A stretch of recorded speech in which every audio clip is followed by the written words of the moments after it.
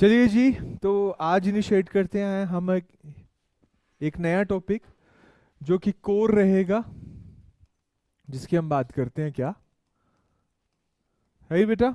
क्या क्या पढ़ लिया हम लोगों ने अभी तक? क्या क्या कर लिया? इन्फ्लेशन कर लिया, ठीक है। करेक्टरिस्टिक पढ़ ली हमने इंडियन इकोनॉमी की। और क्या पढ़ लिया? पॉवर्टी पढ़ ली, इनइक्वालिटी पढ़ ली, और क्या पढ़ लिया? अनएम्प्लॉयमेंट पढ़ लिया, है ना। अब तुम्हें ये समझ आ गया होगा, और साथ में पढ़ लिया कि बजट क्या होता है, बजट भी समझ लिया हमने। और साथ में ये समझ लिया कि पब्लिक फाइनेंस कैसे काम करता है। एग्री है यहाँ तक? मतलब हम 5 से 6 टॉपिक्स, है ना, कर चुके हैं इस चीज के। नाउ बेटा, आज जो हम स्टार्ट करेंगे उसको बोला जाता है क्या? बैंकिंग, है ना। अब जो बैंक देना चाहते हैं उसमें ये समझिए कि आपको जो मैक्सिमम क्वेश्चंस है वो कहाँ से फोल करेंगे।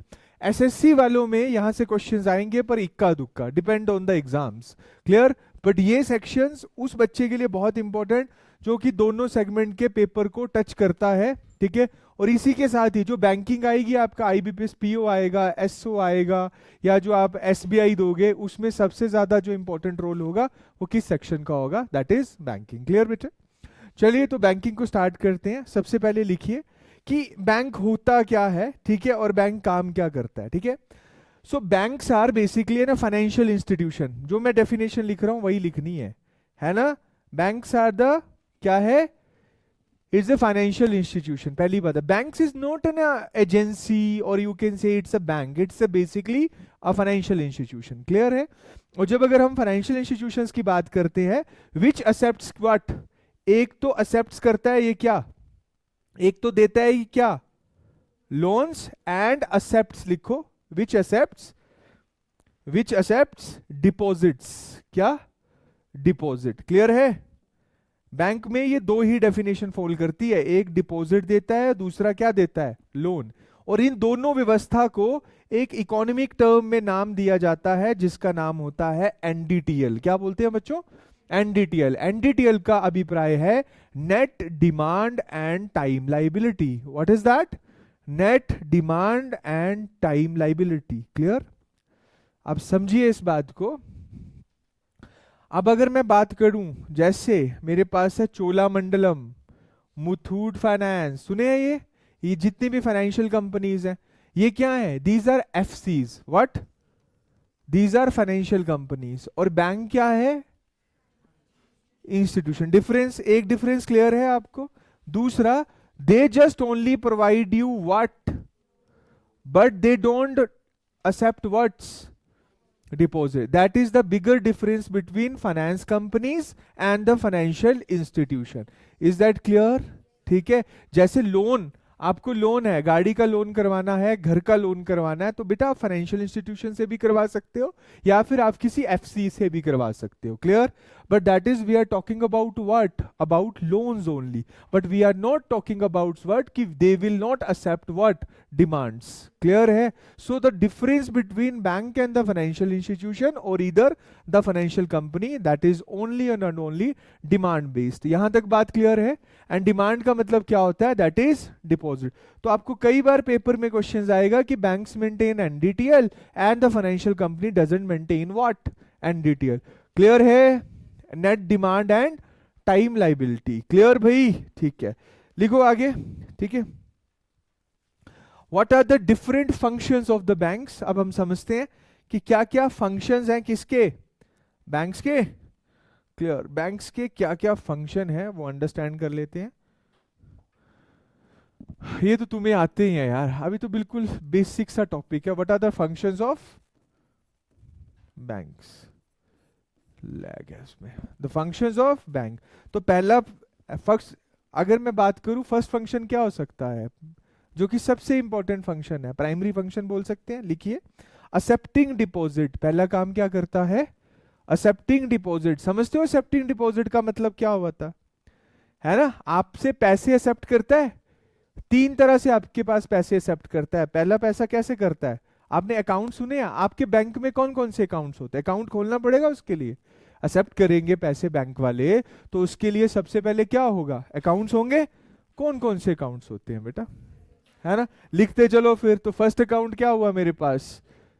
Current account. दूसरा अकाउंट क्या हुआ? सेविंग अकाउंट, तीसरा अकाउंट क्या हो गया, फिक्स डिपॉजिट। एफडी बोल लो, टीडी बोलो, तीन ही फॉर्मेट में आप पैसे एक्सेप्ट करता है बैंक आपसे, है ना। What are the difference between तीन अकाउंट, बेटा समझ आया, तीन अकाउंट्स होते हैं। इसके बाद भी होते हैं, कासा होता है एक, जिसको हम बोलते हैं current account plus saving account. एक टीडी भी होता है ना। टीडी का मतलब क्या होता है, time deposit. But these are the types of these three account. Clear है।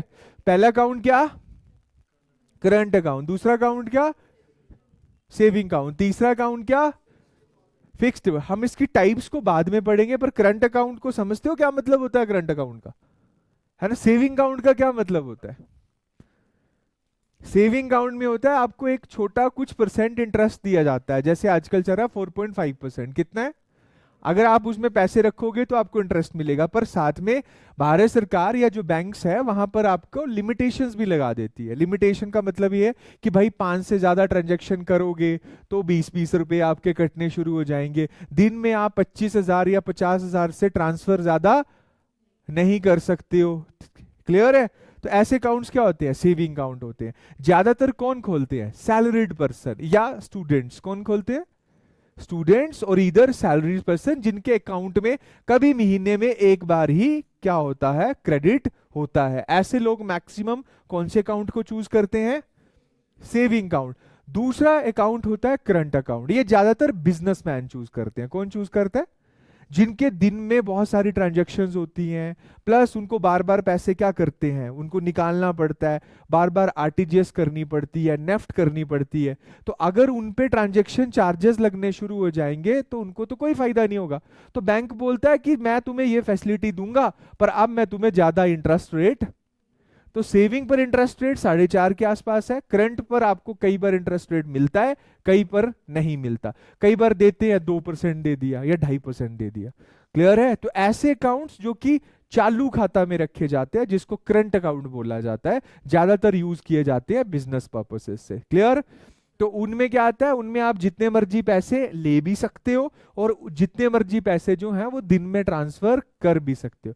जैसे आप कई बार जाओगे, आप बड़ी शॉपिंग करोगे, आपका अकाउंट होता है रुपे कार्ड्स। कौन सा, सेविंग में ज्यादातर अकाउंट्स किसके होते हैं, रुपे के होते हैं। रुपे जो है वो डोमेस्टिक वर्जन है। तो पहली बात है, सेविंग अकाउंट जो है वो इंटरनेशनल अकाउंट्स नहीं होते हैं। आप कभी भी इंटरनेशनली कुछ भी सामान मंगवाना चाहते हो तो आप उससे नहीं मंगवा पाओगे, पहली चीज। दूसरी, लिमिट आर देयर कि आप दिन में 20-25 हजार से ज्यादा स्वाइप नहीं करवा सकते हो, डिनाई कर देगा वो। क्लियर। पर करंट अकाउंट में ज्यादातर वीजा कार्ड, इंटरनेशनल कार्ड्स, ऐसे कार्ड्स भी दिए जाते हैं। और प्लस इसमें आप 2 लाख, 5 लाख, 10 लाख, 1 करोड़, जितनी मर्जी की भी ट्रांजेक्शन्स क्या कर सकते हो, कर सकते हो। क्लियर है। तो ये ज्यादातर खोले जाते हैं बिजनेस पर्पज से। क्लियर। एंड थर्ड, एफडी और टीडी जिसको आप बोल रहे हो, वो कोई भी करवा सकता है भाई। इधर वो सैलरीड पर्सन है, इधर वो क्या है हमारे पास, सेविंग पर्सन है, they can make around with that. Clear. So the first function of the bank is what, that is accepting deposit, which means they maintain NDTL. Clear. आपको ऐसा नहीं आएगा एक्सेप्टिंग डिपॉजिट की क्या, आपको पूछेगा एनडीटीएल क्या होता है। क्लियर है। तो net demand and time liability. आपसे पूछता है कि what would be the difference between NBFC and banks. ठीक है। तो बैंक्स आर व्हाट, है ना, फाइनेंशियल इंस्टीट्यूशन। आपने आरबीआई असिस्टेंट अगर भरा होगा तो आपको यही क्वेश्चंस मिलेंगे देखने के लिए। So what does it mean, that is the bigger difference between NBFC and banks. Clear बच्चों, यहां तक सेकंड पॉइंट पे आए हम। दूसरा क्या होता है, ग्रांटिंग्स, लोन्स एंड एडवांस। एग्री हो इस बात से, क्या देता है बैंक भाई, लोन देता है या फिर एडवांस देता है। तो इसको ज्यादा गो थ्रू करने की जरूरत नहीं है, हम आगे चलते हैं। थर्ड, कैश क्रेडिट, है ना। क्रेडिट का मतलब क्या होता है, लोन देना। कैश की फॉर्म में भी आपको लोन देता है। ठीक है, कि आप कोई बिजनेस करना चाहते हैं, कुछ है तो उस केसेस में। डिमांड लोन्स, आपने गाड़ी लेनी है, आपने कल को कोई अपना बिजनेस ओपन करना है, फैक्ट्री लगानी है, तो डिमांड लोन्स भी देगा आपको। नेक्स्ट आ जाता है short term loans. Short term loans जैसे एजुकेशन लोन, ठीक है, छोटी सी गाय खरीदने के लिए लोन, है ना, कुछ भी, these are short term loan. So these are the basic functions of the bank and hope so आपको ये पहले पता भी थे। ठीक है भाई। अब उसके बाद आता है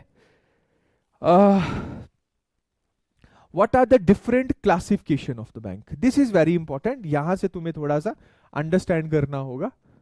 आई am noting down here, that is what, an a classification of banks. Clear बेटा? ठीक है, a classification of the banks. ठीक है, अब देखो फंक्शन के बिहाफ पर, ठीक है, अब अलग अलग रोल है। पहले लिखो classification of the banks on the behalf of function. समझ रहे हो इसका मतलब? इसका मतलब फंक्शन के हिसाब से बैंक कितनी तरह के होते हैं, और आप जब बैंक सुनते हो या देखते हो तो आपको ये पता होना चाहिए कि वो किस किस तरह के बैंक्स जनरली हैं, राइट? सो पहला आता है कमर्शियल बैंक, लिखो, है ना? फर्स्ट क्या लिखा? कमर्शियल बैंक, है ना? क्लियर? अब मैं इसमें एग्जांपल्स दूंगा, पहले नोट कीजिए। एसबीआई या जितने भी आपके नेशनलाइज बैंक्स हैं, एसबीआई, पीएनबी, यूको बैंक, सुने हैं ये नाम? Andhra bank, bank of Baroda, Punjab and Sindh bank, ये सारे, HDFC bank, Citi banks. Clear है? वो बैंक जो एनडीटीएल मेंटेन करते हैं, उन सारे बैंक्स को क्या बोला जाता है? Commercial bank. क्लियर? अब तो कोऑपरेटिव बैंक भी क्या हो गया? Commercial bank. तभी ये लिखा जाता है एससीबी। यहां से बाहर निकलोगे, गेट पे लिखा होगा शेड्यूल कमर्शियल बैंक। क्या बोलेंगे? समझ में आ रही है मेरी बात? शेड्यूल। पर अगर तुम बंधन बैंक में चले गए, आरबीएल बैंक में अकाउंट खुलवा लिया, तो क्या वो शेड्यूल कमर्शियल बैंक्स है ना? तो वहां पैसे नहीं करने खराब अपने। अगर पैसे जमा कर भी दोगे, अगर वो उड़ गए पैसे, तो तुम गए। क्लियर है? तो आप जब भी इन्वेस्ट कीजिए तो जहां एससीबी लिखा हो, schedule commercial bank, commercial bank, clear है? जो जो डे टू डे बिजनेस भी मेंटेन करते हैं, that is known as commercial bank. Second लिखिए बेटा, development bank. Example, industrial finance corporation of India, IFCI, state financial corporation of India, SFCs. ये वो बैंक होते हैं जो सिर्फ और सिर्फ engagement and promotion and development of industries, agriculture and other की सेक्टर्स के लिए बनाए जाते हैं। क्लियर? किसके लिए? इंडस्ट्रीज, एग्रीकल्चर और अदर की सेक्टर्स के लिए। ये रोज का एनडीटीएल मेंटेन नहीं करते हैं। क्या नहीं करते हैं?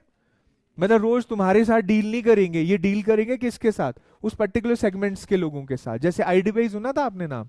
पहले, आजकल तो उसको कमर्शियल बैंक में डाल दिया गया, पहले वो इंडस्ट्रियल डेवलपमेंट बैंक था। कैसा था बच्चों? वो सिर्फ इंडस्ट्रियल, अगर कोई किसी ने लोन लेना होता था तो वो सिर्फ और सिर्फ इंडस्ट्रियल बंदों को ही क्या देता था? लोन देता था। वैसे मैंने ये नाम लिखवा दिया आपको, डेवलपमेंट बैंक्स कौन से होंगे, है ना? तो हिमाचल में कौन सा डेवलपमेंट बैंक है कोई? सिडबी इज देयर, लिख लो इसमें एक नाम, SIDBI, small industrial development bank of India. कसुमटी है इसका office, right? And third is cooperative banks. दो बैंक्स क्लियर है? पहला कौन था? Commercial banks. दूसरा कौन सा था? Development banks. क्लियर है? थर्ड कौन सा था हमारे पास? That is cooperative bank. ठीक है, अब देखो इसमें लिखो, a cooperative bank is financial entity, underline करना है इसको। Cooperative bank is a financial entity, underline, which belongs to its member, है ना? Which belongs to its member, who are simultaneously the owners and the customer of their banks. Who are simultaneously the owners and the customer of their banks. Cooperative banks are based on the principle of corporation. Cooperative banks are based on the principle of corporation. That is mutual help, democratic decision, and making open membership.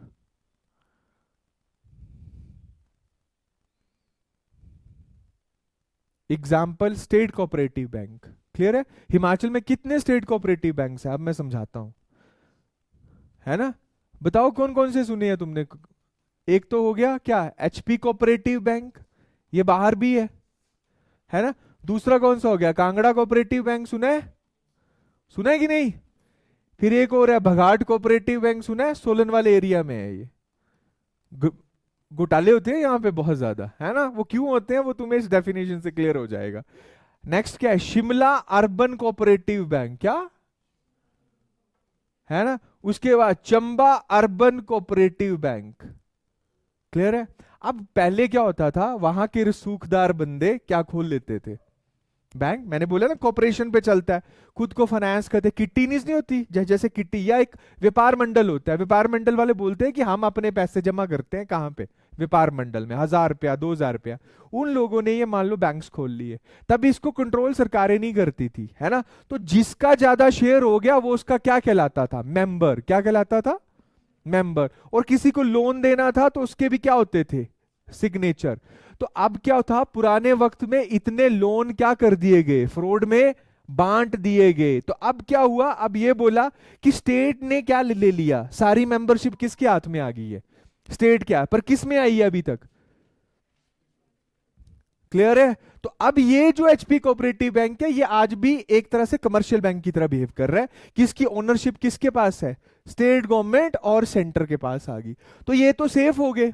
पर आज भी ये जो छोटे छोटे जैसे बघाट cooperative bank है, urban Shimla urban cooperative bank है, यहां आज भी एमडी कौन है, मान लो मेरा पैसा सबसे ज्यादा है यहां पे, तो मैं भी इस बैंक का क्या हूं, मैनेजिंग डायरेक्टर हूं। 3-4 मैनेजिंग डायरेक्टर होते हैं। तो कहां लोन देना है, कितना देना है, ये सब कौन डिसाइड करते हैं, ये। तो अब मान लो आप लोगों ने पैसे जमा किए, मैं इसका एमडी हूं, मेरा शेयर ज्यादा है, मैंने खुद को ही लोन दे दिया, या मैंने किसी अपने भाई भतीजा को किस तरह से भी लोन प्रोवाइड कर दिया, आरबीआई का इस पे सीधे सीधे कंट्रोल नहीं होता है। तो ज्यादातर फ्रॉड होने के चांसेस कहां रहते हैं, यहां पे, क्योंकि ये बैंक चलता ही किससे, कॉर्पोरेशन से। कैसे चलता है, कोऑपरेटिव सोसाइटी। जैसे मान लो कल को ये हुआ कि व्यास धेनु है, व्यास धेनु अगर आप नमोल जाते होंगे तो आपको दिखता होगा कि एक बड़ा दूध की फैक्ट्री है। कल को उसने बहुत पैसा कमाया और उसने एक बैंक का लाइसेंस ले लिया, पुराने समय में, अब तो नहीं मिलता है, पर पुराने समय में लाइसेंस ले लिया, और जो उसके ओनर थे उन्होंने सबने अपने पैसे वहां जमा करवा दिए।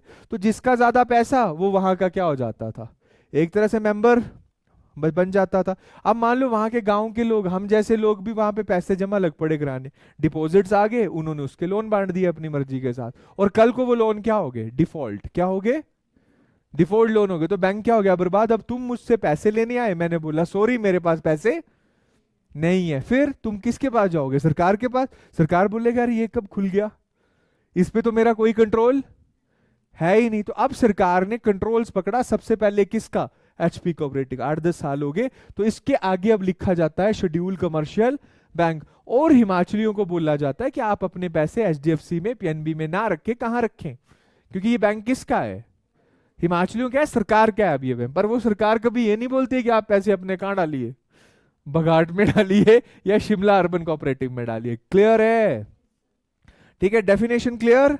कोऑपरेटिव बैंक्स क्या हैं, ठीक है, कैसे चलती है, मीनिंग समझ गए। Cooperative bank is a financial entity, ना ये फाइनेंशियल इंस्टीट्यूशन है ना ये फाइनेंशियल कंपनी है। It is what, FIs. क्या है, financial entity which belongs to its member. जिसका ज्यादा पैसा वो उसके मेंबर और उनका वो बैंक। क्लियर। तीसरा, who are simultaneously the owner and the customer of their bank. Is that clear, जो कि साथ में क्या है, कस्टमर भी है उस बैंक के और साथ में क्या है, ओनर भी है उस बैंक के। Cooperative banks are based on the principle of cooperation. Cooperation समझते हो, सहयोग। क्लियर। अब आती है, नेक्स्ट आती है जी हमारे पास बेटा, that is central bank. Central bank कौन सा है, दैट इज आरबीआई। इसके बारे में बताने की जरूरत तो नहीं है। Which controls the all banks function in India, that is known as the central bank of India. Clear है भाई, क्लियर। नेक्स्ट आ गया हमारे पास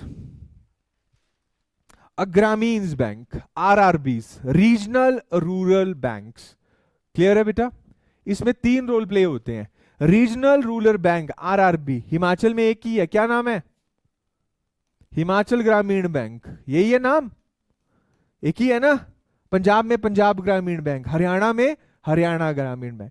इसमें 3 लेयर्स होती है। 3 लेयर्स का मतलब होता है, एक इसको स्पॉन्सर करता है स्टेट, एक इसको स्पॉन्सर करता है सेंटर, और तीसरा होता है इसका एक स्पॉन्सर बैंक। क्या होता है, स्पॉन्सर बैंक। एक क्या, इसमें किसका शेयर होता है, एक स्टेट का शेयर होगा, दूसरा शेयर किसका होगा, सेंटर का शेयर होगा या आरबीआई का शेयर होगा, तीसरा होगा स्पॉन्सर्ड बैंक। तो जो हिमाचल ग्रामीण बैंक है वो कौन स्पॉन्सर कर रहा है उसको, पीएनबी। कौन स्पॉन्सर करता है, तो जो पीएनबी का कलर है वही हिमाचल ग्रामीण बैंक का कलर है। देखा हिमाचल ग्रामीण बैंक, नहीं देखा आज तक, इतने बड़े हो गए बैंक ही नहीं देखा हिमाचल ग्रामीण बैंक है। देखा, किसने देखा, हाथ खड़ा करो।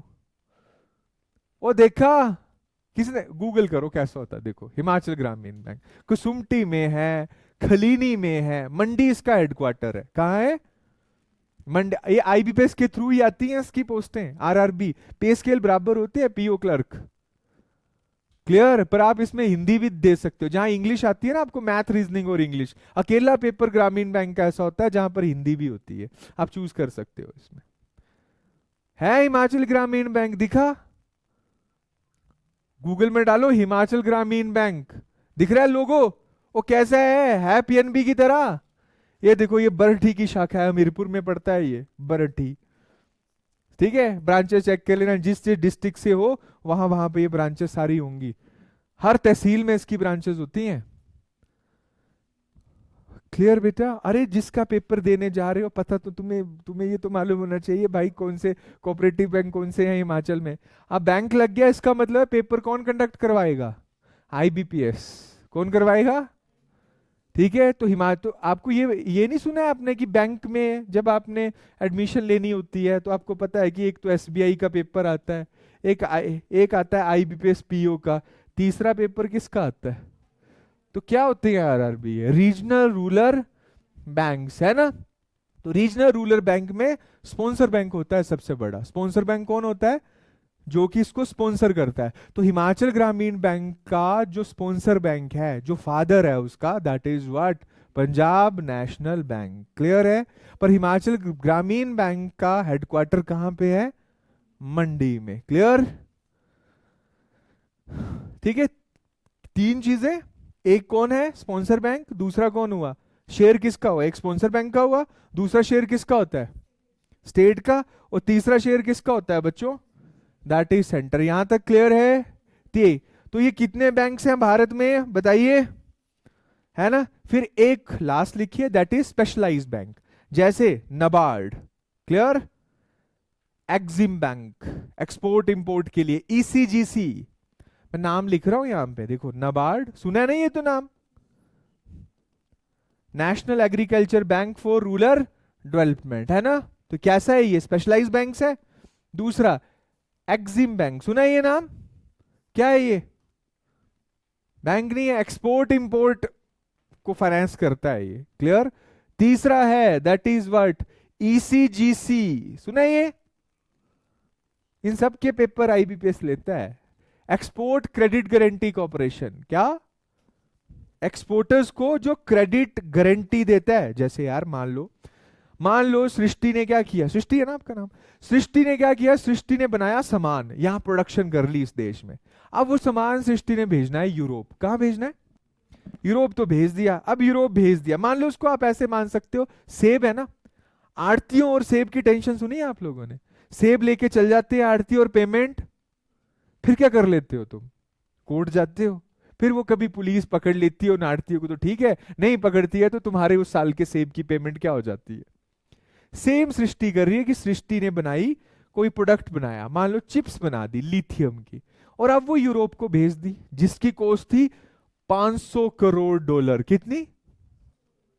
अब इस 500 करोड़ डॉलर में इसने अपनी सारी जीवन की पूंजी लगा दी बनाने में, और भेज दिया यूरोप में। यूरोप वाले ने वो सामान ले लिया और पेमेंट ही नहीं की। क्या कर लोगी? कहां जाओगी? Supreme court? कि छोटा शिमला थाने में कंप्लेंट लिखवाओगी कि भाई ये तो 500 करोड़ की पेमेंट नहीं मिली? तो इस तरह से तो मेरे बिजनेसमैन अपना सामान भेज ही नहीं पाएंगे बच्चों बाहर।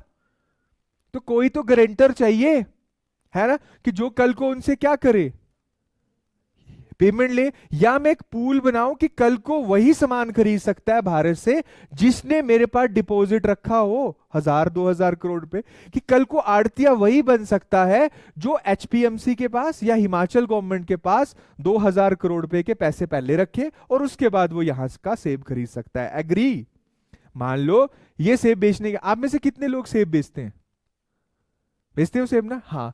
तो अब अगर मैं बात बोलूं कि सेब, अभी मान लो कोई भी आ गया, मैं भी आ गया आपके पास, सेब दे दो मुझे, तो आप ना मुझे जानते हो ना पहचानते हो। आपने बोला ठीक है सेब, मैंने बोला ठीक कितने का सेब है? आपने बोला 2 करोड़ का है। मैंने बोला जी ये लो 10 लाख रुपया, बाकी आप सेब मुझे दे दो, मैं आपको दे दूंगा, और वो पैसे नहीं आए। पर अब मान लो एक सरकार क्या करती, बोला आड़तिया वही बन सकता है जो मेरे पास कम से कम 100 करोड़ रुपए पहले रखे और मैं उसको एक क्या प्रोवाइड करूंगा, एक लाइसेंस प्रोवाइड करूंगा, और जो किसानों को बोलूंगा कि आपने सेब उसको बेचने हैं जिसके पास क्या हो। अब वो तुम्हें 10 लाख भी दे के गया, 90 लाख नहीं आया, पर चेक पकड़ा के चला गया। अब गलती से अगर चेक बाउंस होता है तो वो नहीं करवाएगा अपना चेक बाउंस, क्योंकि उसको पता है उसको लाइसेंस लेने के लिए उसने मेरे पास अपने कितने रुपए रखे हैं, 100 करोड़ रुपए, तो कल को तुम्हें पैसे नहीं मिलेंगे तो मैं दे दूंगा। वैसे ही जो एक्सपोर्ट की गारंटी देता है भारतीय किनको, बिजनेसमैन को, उस बैंक का नाम क्या होता है बेटा, ईसीजीसी। ये ज्यादातर बॉम्बे पोर्ट पे होता है, बॉम्बे, लुधियाना ड्राई पोर्ट है, वहां मिलेगा। हिमाचल में इसकी एक भी ब्रांच नहीं होगी। ज्यादातर कहाँ मिलेगा, गुजरात, कहाँ, बॉम्बे, उड़ीसा, मतलब इन वाली बेल्ट में जहां पे एक्सपोर्टर्स होते हैं। और कुछ आया समझ, है ना, this is known as ECGC. तो ये कैसे बैंक है बच्चों, स्पेशलाइज बैंक्स हैं। तो अब मुझे बताइए भारत में तुमने आज कितनी तरह के बैंक को समझा। पहला बैंक कौन सा है, कमर्शियल बैंक। कौन कौन से बैंक्स इसमें फॉल करते हैं, जो भी आप नेशनलाइज बैंक्स देख रहे हो वो सारे इसमें आएंगे। जो रोज का रोज बिजनेस मेंटेन कर रहे हो, जहां तुम, जो तुम्हारी अप्रोच में है, जिसमें तुम पैसे क्या करके आ रहे हो, डिपॉजिट कर रहे हो, क्लियर है, उनको क्या बोलते हैं बेटा, कमर्शियल। एग्री। दूसरा बैंक कौन सा था, हाँ, डेवलपमेंट बैंक्स, जिनका काम क्या होता है, डेवलपमेंट्स करना। स्पेशलाइज्ड बैंक हुए ना एक तरह से। तो डेवलपमेंट बैंक्स और स्पेशलाइज्ड बैंक को आप इकट्ठा मान सकते हो, पर स्पेशलाइज थोड़ा सा अलग चल जाता है, जैसे एक्जिम और क्या आ जाते हैं, ईसीजीसी भी आगे। पर आप नबार्ड को डाल सकते हो किस में, डेवलपमेंट बैंक्स में, क्लियर है। थर्ड कौन सा आ गया मेरे पास, कोऑपरेटिव बैंक, क्लियर है, जिसमें मेंबर ही क्या होते हैं भाई, ओनर होते हैं, ठीक है, और सीधे सीधे कंट्रोल सरकारों का इस पे नहीं होता है। बेस्ट एग्जांपल क्या है, स्टेट कोऑपरेटिव बैंक्स, ठीक है। और अगर मैं हिमाचल प्रदेश के संदर्भ की बात करूं तो हिमाचल में 5 कोऑपरेटिव बैंक्स है। कौन कौन से, पहला सबसे बड़ा बैंक स्टेट कोऑपरेटिव है, पर अब ये शेड्यूल कमर्शियल बैंक है। कैसा है, क्योंकि इसमें क्या है कि जो मेंबर थे उनको पैसे जैसे देके उनको क्या कर दिया बाहर, और अब इसमें रोल प्ले हो गया किसका, स्टेट गवर्नमेंट का। क्लियर है बच्चों। दूसरे का मैंने नाम क्या बताया, Kangra cooperative bank. State cooperative bank पूरे हिमाचल में ब्रांचेस हैं इसकी, कांगड़ा कोऑपरेटिव बैंक की ब्रांचेस सिर्फ और सिर्फ कांगड़ा डिस्ट्रिक्ट में है, थोड़ी सी मंडी और हमीरपुर वाले एरिया में भी फॉल करती है। क्लियर है, रीजनल स्पेसिफिक हो गया ना, ठीक है। तो इसको भी सरकार ने 50% ऑक्युपाई कर लिया है। तो आए दिन आप न्यूज में सुनते होंगे कांगड़ा कोऑपरेटिव बैंक का घोटाला, है ना, इसमें 500 करोड़ के लोन बांट दिए गए, जो कि अब क्या हो गए हैं, डिफॉल्ट हो गए हैं। बगाड़ कोऑपरेटिव बैंक आजकल तो न्यूज में चला है, हमारा एक स्टूडेंट है, एआरसीएस लगा है उसमें, तो उसने फाइन किया, 40-40 लाख का लोन लेके लोग क्या हो गए हैं, गायब, रीपेमेंट ही नहीं कर रहे हैं। आप शायद उस वाली बेल्ट से हैं तो आपको ये नाम मालूम होगा, बगाड़। बगाड़ सोलन का पुराना नाम था क्या, बगाड़। जैसे बिलासपुर का नाम था कहलूर, क्या था, क्लियर है, वैसे सोलन का नाम क्या था, बगाड़। फिर आ जाते हैं जी, उसके बाद क्या आ गया, शिमला अर्बन कोऑपरेटिव। यहाँ सूद कम्युनिटी बहुत ज्यादा थी, क्या थे, सूद कम्युनिटी, बिजनेसमैन। अगर आप लोअर बाजार जाओगे या ऊपर कभी मॉल पे जाओगे तो आपको Shimla urban cooperative bank, Samsung के बिल्कुल ऊपर है, आपको देखने को मिल जाएगा शिमला अर्बन। तो वो कौन था, जो अर्बन बिजनेसमैन थे, उन्होंने यहाँ पे क्या खोला, बैंक खोला, day to day business maintain करने के लिए, और बाद में उसका लाइसेंस ले लिया। तो आज उसमें जो मेंबर हैं वही उसके क्या होंगे, एमडी। पर अब गलती से तुम लोगों ने उन बैंक्स में पैसे नहीं करवाने जमा, क्यों, क्योंकि वो फायदे के लिए उस पैसे को निकाल सकते हैं, कहीं भी खर्च, क्लियर है, ठीक है। और चौथा मैंने क्या बोला, चंबा अर्बन कोऑपरेटिव बैंक, है ना। तो ये 5 तरह के हमारे पास कोऑपरेटिव बैंक है जो आपकी स्टेट में फॉल करते हैं। एंड उसके बाद क्या, हम किस पे आए, ग्रामीण बैंक, जिनको हम क्या डिनोट करते हैं बच्चों, रीजनल रूरल बैंक। क्लियर है भाई, रीजनल रूरल बैंक एक ही है हिमाचल प्रदेश में, जिसका नाम क्या है, हिमाचल ग्रामीण बैंक। आरआरबी 3 तरह से स्पॉन्सर्ड होता है, एक इसमें स्पॉन्सर्ड बैंक होता है, स्पॉन्सर्ड बैंक कौन है यहाँ का, पीएनबी। दूसरा स्टेट फंड करती है इसको, तीसरा इसको सेंटर फंड करता है। इनके शेयर होते हैं, मैं कल बता दूंगा आप लोगों को कितने कितने परसेंटेज का शेयर रहता है। डन है जी यहां तक, ठीक है। आगे हम आते हैं, ठीक है। अब शेड्यूल, जो अब क्लासिफिकेशन बेस्ड ऑन, ये तो मैंने एक बताई थी, classification based on what, function. अब लिखो classification based of ownership,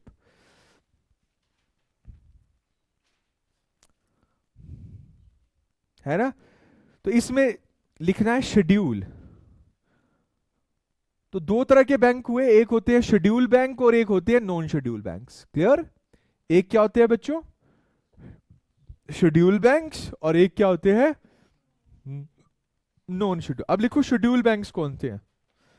a bank which is listed, a bank which is listed in the second schedule of RBI Act 1934। Clear है? बस तुमने इतनी सी बात याद रखनी है, जो किसमें लिस्टेड है? RBI second schedule of RBI act 1934, that is known as what? Schedule bank. तो जितने भी बैंक्स होंगे जो, तो हम मैक्सिमम बैंक को ये बोलते हैं शेड्यूल कमर्शियल बैंक बोलते हैं। एससीबी लिखा होगा उनके आगे, क्या लिखा होगा? SCB, that is what? PNB की बाहर जाओगे, बोर्ड लगा होगा, लिखेगा शेड्यूल कमर्शियल बैंक्स। क्लियर है?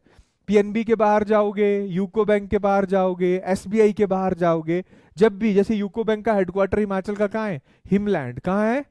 तो आप जो उस पोस्टर को उसके चेक करना, लिखा होगा बाहर क्या? Schedule commercial bank. तो शेड्यूल कमर्शियल बैंक का मतलब क्या हुआ कि second schedule of RBI act 1934 में जो फॉल करता है, मतलब इसको जो सारा कंट्रोल करेगा वो कौन कंट्रोल करेगा? RBI. That is known as what? Schedule bank.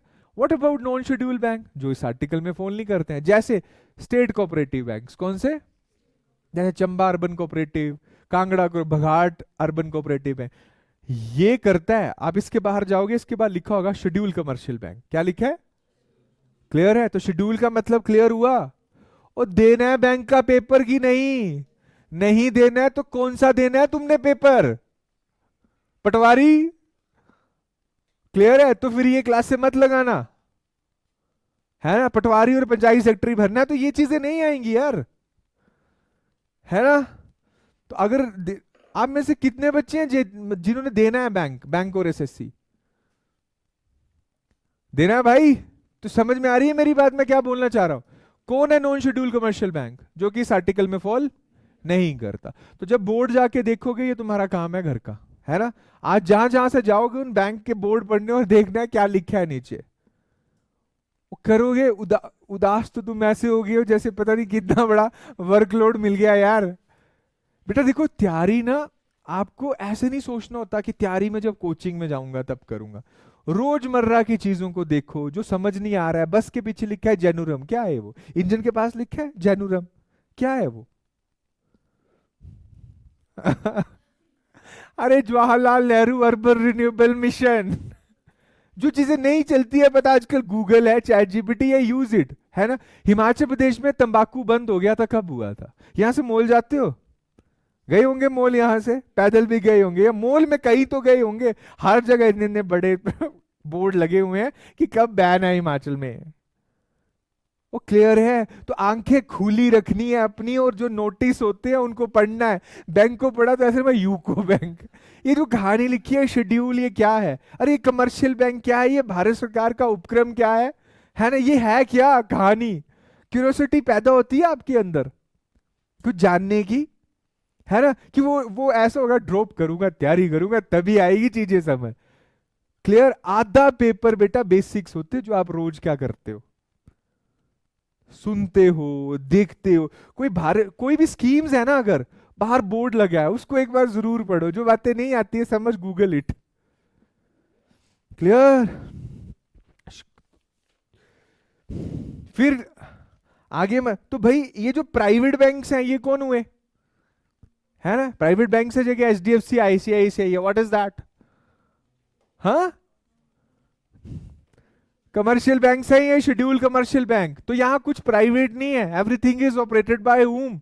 RBI. अब इसमें यह ध्यान देना कि ओनरशिप जो होती है वो वहां पर, जैसे भारत में तुम क्या समझते हो, पीएनबी है, इसका ओनर कौन है? गवर्नमेंट। गवर्नमेंट कितने परसेंट की ओनर है? बाकी कौन है? तुम लोग हो जिन्होंने इसके क्या खरीदे हैं? शेयर। तो 49% यहां कितने? 150 करोड़ भारतीय में से 100 करोड़ भारतीयों ने अगर पीएनबी के शेयर खरीदे। सिप इन्वेस्टमेंट जानते हो आप? करते हैं ना आजकल म्यूचुअल फंड इन्वेस्टमेंट, ये वो 49% में हम सब हैं। अगर तुमने उसके शेयर बाई किए हैं तो बाकी ओनर, अगर तुमने 2% भी शेयर खरीद दिया तो तुम भी ओनर हो किसके? पर जिसका ज्यादा शेयर है, 51% शेयर क्या रहेगा? गवर्नमेंट का रहेगा। अब जो प्राइवेट बैंक है भाई, एचडीएफसी है, उसमें भी यही फंडा है। 51% शेयर किसका है? नहीं सॉरी, प्राइवेट। और 49% शेयर किसका है? तो this is known as private bank. अब इसमें जो 20% शेयर है वो मान लो मेरा ही हो सकता है। बात आ रही है समझ? क्लियर? 2-3%, 10% मेरे किसी पार्टनर का होगा, 10% मेरा किसी और पार्टनर का होगा, पर जो मैक्सिमम शेयर हुआ सिंगल पार्टी शेयर किसका है? गवर्नमेंट का। तो यहां कोई 100% प्राइवेट बैंक नहीं है। और यही तो मिक्स्ड इकोनॉमी है, पीएनबी है। क्या ये तुम बोलोगे सारा गवर्नमेंटाइज्ड है? नहीं, ओनली 51%, बाकी 49% क्या है? जब हमने एलपीजी रिफॉर्म्स किए थे 1991 में, जब हमने देश को लिबरलाइज किया था, प्राइवेटाइज किया था और ग्लोबलाइज किया, तो क्या किया था उसमें? प्राइवेटाइज किया था किसे? शेयर बेच दिए थे। शेयर से मेरे पास क्या आए थे? पैसे। उस पैसे को मैंने मार्केट में लगा दिया था कि तुम्हारी परचेजिंग पावर पैरिटी बढ़े। बात आ रही है समझ? बार बार समझाता हूं, कितनी इकोनॉमी हमारी? 4 ट्रिलियन की। समझाया था, नोट नहीं छाप सकते। अब तुम गरीब हो, 4 ट्रिलियन पे अमीर कैसे बनाऊं? पैसा लाऊं? कोई देगा मुझे फ्री में पैसा? मैं बोलूंगा मेरा बिजनेस चलता है, तू आजा, 50% पार्टनरशिप तेरी, पर एक बार में 2,000 करोड़ दे दे। बात आई समझ? This is known as what? Privatisation. पर 51% मेरा रहेगा, ताकि तू, तेरे को बना दूंगा तो कल को तो तेरा ही प्रॉफिट हो जाएगा, सारा तेरा ही कंट्रोल होगा सारा। पर 51% शेयर मेरा, 49% बाकियों का। इकट्ठा पैसा मिला, तुम्हें ग्रांट में दे दिया। बनाऊंगा ना फिस्कल पॉलिसी, स्कीम्स लॉन्च करूंगा, कहां से आएंगे वो मेरे पास पैसे?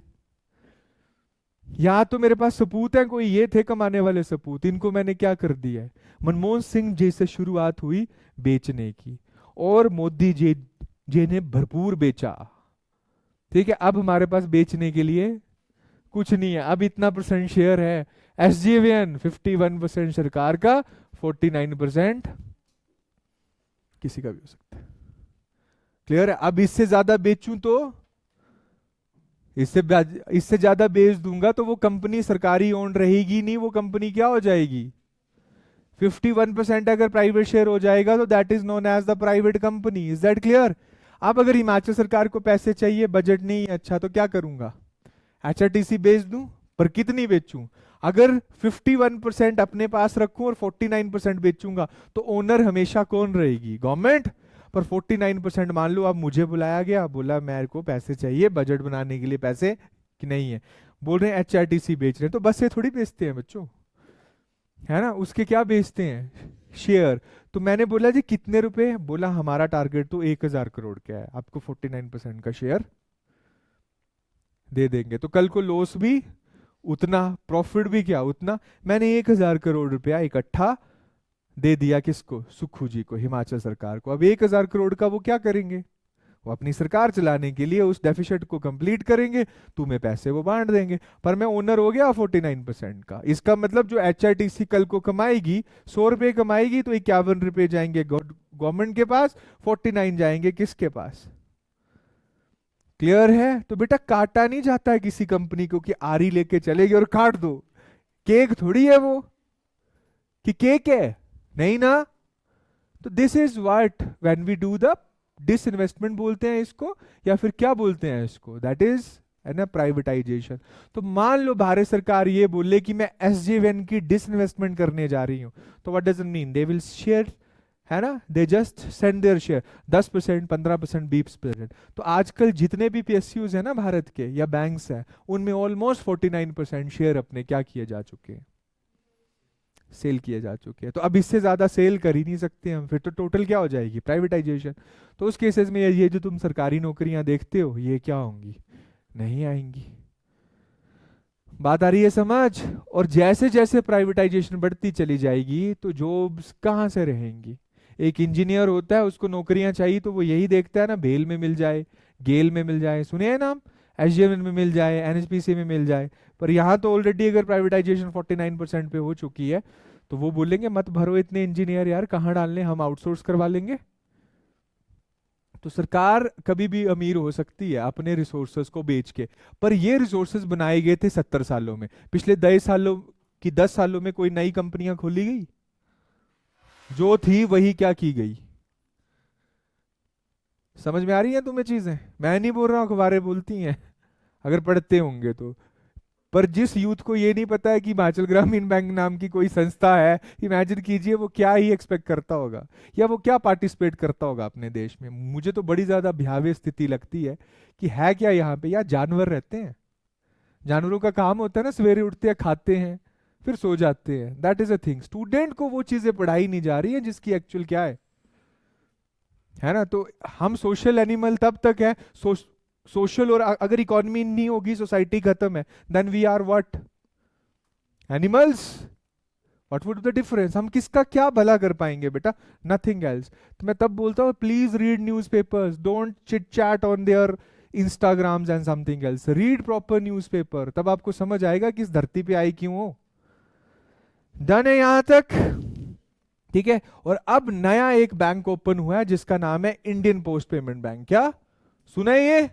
आईपीबी, पोस्ट ऑफिस सुना है ना? यहां से लिखा होता है आईपीबी। अब वहां पे और भी बहुत सारे माइक्रो फाइनेंस बैंक, इनके बारे में हम कल पढ़ेंगे। आज के लिए इतना ही, इतना नन्हे दिमाग में डाल लेना अपने। बात आ रही है मेरी समझ? ठीक है। तो बेटा कल तुम थोड़ा सा, कल मैंने आपको एक होमवर्क दिया था, क्या था वो? मैंने बोला था ह्यूमन डेवलपमेंट इंडेक्स को पढ़ने के बारे में। तो सच बताओ कौन है वो मेरे दोस्त जो कि नहीं पढ़ के आए हैं? प्लीज बताओ, मैं सिर्फ ये जानना चाहता हूं कौन नहीं पढ़ के आया। नहीं पढ़ के आए हो? आए नहीं थे कल, तो बाकी आए थे पढ़ के आए हो। क्या है बेटा ह्यूमन डेवलपमेंट इंडेक्स? किसने दिया था ये? नोबेल प्राइज मिला था उसे। हाँ, महबूब उल हक। कहाँ के रहने वाले थे? हाँ, उसके बाद they shifted to the Bangladesh, है ना। उन्होंने बोला कि गरीबी की परिभाषा चाहे कुछ भी है, वो सिर्फ कैलोरी बेस तक नहीं होनी चाहिए। वहां पर हम, उन्होंने बात की थी किसकी? ह्यूमन डेवलपमेंट की। और कंपोनेंट दिए थे उन्होंने 4। पहली बात है, डाटा कौन रिलीज करता है? जोर से बोलो। यूनाइटेड नेशंस, ठीक है। और बोला 4 कंपोनेंट को हम इंक्लूड करके चलेंगे ह्यूमन डेवलपमेंट में। कौन कौन थे वो बताइए? ठीक है, health, education, standard of living, then life expectancy. ठीक है, ये थे 4। तो भाई ये ध्यान में रखेंगे हम। अब हम किसी को गरीब बोलने से पहले कैलोरी छोड़ के एचडीआई की तरफ भी जाएंगे। ह्यूमन डेवलपमेंट इंडेक्स में भारत का क्या रैंक है? कितनी कंट्रियों में? तो तरक्की हुई देश की कि नहीं हुई? है ना। हिमाचल का क्या रैंक है? समझ रहे हो? तो हमारी स्थिति इज व्हाट, है ना। लिटरेसी हम, पर कैपिटा इनकम हमारी, एचडीआई क्या, पर सरकार गरीब। क्लियर है? ऐसा सिर्फ कहां हो रहा है? तुम बहुत इंटेलिजेंट, सबको तुम बिलीव करो, तुम बैंक के पेपर में ना सबसे ज्यादा सिलेक्शन होती है नर्दन की लड़कियों लड़कों की। कारण समझते हो? तुम्हें सिर्फ एक चीज नहीं आती यार, एक तुम्हें मैथ नहीं आता, दूसरी तुम्हें इकोनॉमी नहीं आती। इसके अलावा तुम रीजनिंग समझ जाते हो, इंग्लिश तुम पढ़ के ही बना दोगे। यही चीज जब हम यूपी और बिहार में देखते हैं ना, तो वो मैथ पे मेहनत करते हैं, बड़े, उनकी स्थिति बड़ी दयनीय है, पर वो जुझारू हैं। वो मैथ को इतना सॉलिड बना लेते हैं, उनको पता है इंग्लिश में हमारा कुछ नहीं हो सकता, रट्टा ही मारना पड़ेगा। पर तुम्हें वो दिक्कत नहीं है, ठीक है। वो किस पे काम करते हैं? मैथ पे। तुम किससे भागते हो? मैथ से। जिस दिन तुम मैथ को समझ लोगे ना, एसएससी और बैंक तुम्हारा सबसे बड़ी ताकत होगी जहां ह्यूज वैकेंसीज है। क्लियर? और उसके बाद मेंस के लिए हमें पढ़ना ही क्या है? That is only bank, banking banking banking और इकोनॉमी। तुम्हारा बैंक कोई रोक ही नहीं सकता है, रोक ही नहीं सकता। मेरे पास 3 टीचर थे पीछे, है ना। तो किसी का एसबीआई हो गया, किसी का बैंक ऑफ बड़ौदा हो ही जाता, और इतने वो जैम नहीं थे। पर तुम जितने एचएस में जो मेरे पास टीचर है, बेचारे 2-2 साल से, 3-3 साल से सिलेक्ट ही नहीं हो रहे। कारण ये वैकेंसीज ही नहीं आ रही हैं। पर यहां इतनी वैकेंसीज हैं कि एक नॉर्मल पढ़ा हुआ बच्चा, गवर्नमेंट स्कूल का बच्चा भी बैंक निकाल के आराम से क्या हो जा रहा है। तो कहानी किसकी है? That mean English is good, reasoning बन जाती है। इतनी तो बात आ गई होगी समझ। दिक्कत कहाँ है? वो भी दिक्कत नहीं है, कम मैं बैठूंगी नहीं या बैठूंगा नहीं, प्रैक्टिस नहीं करूंगा। समझ आता है तुम लोगों को सब कुछ, पर जब घर में जाके प्रैक्टिस की बारी आती है तो तुम बोलते यार कौन करे। समझ में आ रही है बात? तो बेटा क्या करना है तुम लोगों ने? मैथ पर प्रैक्टिस। और जिसने बैंक देना है वो इस चैप्टर्स को जो तुम्हें बुक्स मिली है ना उसमें पढ़ने शुरू कर दो बैंकिंग। जो बात नहीं आती है समझ, वो मुझसे डिस्कस करना, क्या कर देना है तुमने, है ना। इसमें साल 1.5 साल में रिजल्ट आ जाता है, याद रखना। बड़ा मुश्किल कहानी नहीं है, क्योंकि इसमें जो कंपटीशन है ना तुम्हारा, वो तुम्हें बाकी बाकी इंडिया के बच्चों को सिर्फ तुम्हें किस, देखो पंजाब वाले ज्यादा तैयारियां करते नहीं है, उनका बस्ता 10वीं में कनाडा के लिए पैक होता है ना। तो वो सरकारी नौकरियों में ज्यादा इंटरेस्टेड है नहीं।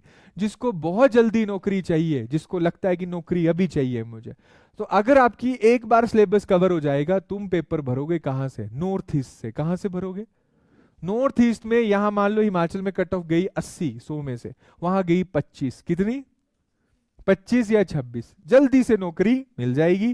क्लर्क जब तक रहोगे तब तक नॉर्थ ईस्ट में रहना पड़ेगा, या डिपार्टमेंटल पेपर देना 2-3 साल में, पीओ लग जाना और अपनी ट्रांसफर फिर मतलब फिर से कहां करवा लेना। बात आ रही है मेरी समझ में, क्या बोलना चाह रहा तुम लोगों का। दोज हु आर एसटी, अगर किसी के पास शेड्यूल ट्राइब है तो गुजरात से भर दो, ठीक है। Those who has an, if someone is ST, और अगर वो निचले एरिया से भरता है हिमाचल को छोड़ के, ठीक है, तो समझो उसकी नौकरी क्या है, कंफर्म। इस बार 5 बच्चे हुए हैं हमारी क्लासरूम के 2-3 साल के, जिन्होंने शेड्यूल ट्राइब थे, और कहां से भरा, गुजरात से और नॉर्थ ईस्ट से। लड़कियां हैं उसमें 3, है ना। और आजकल जाना तो दूर कोई मुश्किल वाली बात ही नहीं है, flights are there, trains are good, और अच्छी बात है ना, थोड़ा भ्रमण करोगे तो माइंडसेट क्या होगा है ना। तो fill these things. Banks isn't a quite easy things to attain a jobs. SSC is a bit tougher end. क्यों, क्योंकि हायर मैथ्स वगैरह आता है। अगर आप नहीं घबराते हो तब तो बहुत बढ़िया, थोड़ा सा जीएस का, पर एसएससी बना लोगे तो तुम्हें हिमाचल में नौकरी कंफर्म्ड है। पहले होता था हिमाचल की जॉब्स के लिए बच्चा बोलता था अलग सिलेबस है। अब बेटा अगर आप इनके पेपर देखोगे ना, मैं जेबीटी का ही पेपर दिखाऊंगा तुम्हें, देखा तुमने जेबीटी का पेपर, जेबीटी का पेपर सामने रखना और एसएससी का पेपर सामने रखना, उसने सीजीएल डाल दिया पूरा, क्या डाला है। तो वो बच्चा जो पहले जेबीटी लगता था, उसको लगता था थोड़ा थोड़ा पढ़ूंगा तो शायद हो जाएगा, टीसीएस पेपर डाल रहा है, बात समझ रहे हो। अब जैसे मेरा माइंडसेट है, मैं पेपर बनाऊंगा तो मेरा माइंडसेट थोड़ी होगा चेंज बच्चों। तो टीसीएस पेपर बना रहा है, उसके पास क्वेश्चन बैंक है वही वाले जो किसमें डालता था। अब तुम्हारे हिमाचल के पेपर को भी कौन बना रहा है, और सच में वो पेपर बना रहा है कि यहां तो बस की बात नहीं, और 35 से 40% मार्क्स तो चाहिए। क्लियर है। तो तुम ये समझना, बेट ऑन इट, जो पटवारी का पेपर आएगा ना, 1,80,000 बच्चों ने भरा है। सिलेबस क्या है, पूरा एसएससी सीजीएल, एटलीस्ट सीएसएल का तो वो लेवल डाल ही देगा। तो बस वही पैटर्न है जो पूरा एसएससी। तो ये हिमाचली बच्चा अगले साल समझेगा कि ये जो घर बैठ के ल्यूसेंट या लाइब्रेरी में बैठ के वो सोचता था कि पटवारी हो जाएगा, क्योंकि पहले लेवल क्या आता था, छोटा छोटा छोटा, अब लेवल उसने सीधा कर दिया स्टाफ सिलेक्शन कमीशन वाला। तो सीधी बात है, आप लोगों के लिए एक ही तैयारी बचेगी, that is what, role of math is very very big now बच्चे। समझ में आ रही है बात। तो अपना मैथ अच्छा बनाना, इकोनॉमी बन जाएगी, सुनते जाओगे ना, 2 बार नहीं बनेगी, तीसरी बार अपने आप क्या हो जाएगा, फिर पढ़ते रहोगे तो वो डेवलप हो जाती हैं चीजें। पर मैथ्स नीड्स व्हाट, प्रैक्टिस। तुम्हें 8 महीने चाहिए परफेक्ट होने के लिए। मैथ में कितना टाइम लगता है, 7 से 8 महीने। एक बार पढ़ोगे नंबर ऑफ क्वेश्चंस करना, एक बार पढ़ोगे फिर नंबर ऑफ क्वेश्चंस करना। क्लियर है। चलिए फिर, थैंक यू सो मच। तो आज बैंकिंग डन। अब कल हम पढ़ेंगे किनको किनको बैंक्स में नए लाइसेंस दिए गए हैं, बंधन बैंक क्या है, ठीक है।